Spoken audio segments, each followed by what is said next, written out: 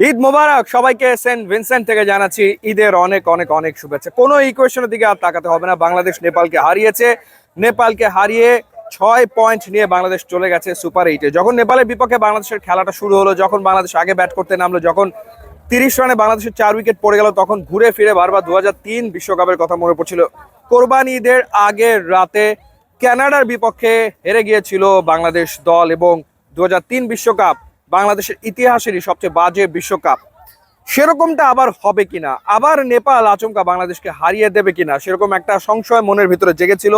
বাংলাদেশের টপ অর্ডারের ব্যর্থতায় শেষমেশ বাংলাদেশ রান করে 106, এবং তখনও মনে হচ্ছিল যে বাংলাদেশ এই ম্যাচ জিততে পারবে। তো চোখ রাখতে হচ্ছিল নেদারল্যান্ডস এবং শ্রীলঙ্কা ম্যাচের দিকে।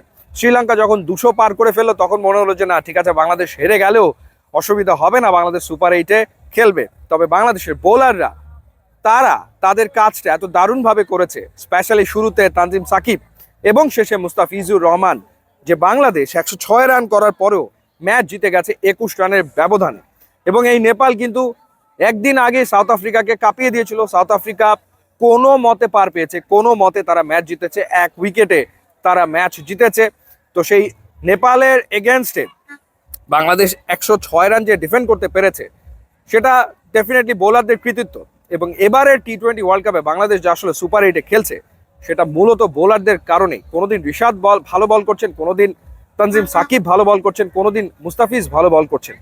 তানজিম সাকিব এদিন 4 উইকেট নিয়েছেন, ক্যারিয়ার সেরা বোলিং তিনি করেছেন, এবং এবারে টি-20 ওয়ার্ল্ড কাপে বাংলাদেশের পক্ষে সর্বোচ্চ উইকেট তারই 9 উইকেট তিনি আসলে নিয়ে ফেলেছেন। আর মুস্তাফিজ ডেথ ওভারে অনবদ্য। সাকিব আল হাসান 17 রান করেছেন, এবং এটাই বাংলাদেশের পক্ষে সর্বোচ্চ রান। বাস্তবতা এমনই। মাহমুদুল্লাহ 13, জাকের আলী 12 এবং রিশাদ 13, তাসকিন আহমেদ 12। এই রিশাদের 13 এবং তাসকিনের 12, এটা খুবই গুরুত্বপূর্ণ একটা ব্যাপার ছিল। মাহমুদুল্লাহ এবং সাকিব 22 রানের জুটি করেছেন। সেকেন্ড হাইয়েস্ট জুটিটা এসছে 10ম উইকেট জুটিতে, যখন আসলে ব্যাট করছিলেন ওই মুস্তাফিজ আর তাসকিন, তারা মিলে 18 রান করেছেন, সেটাই আসলে দ্বিতীয় হাইয়েস্ট।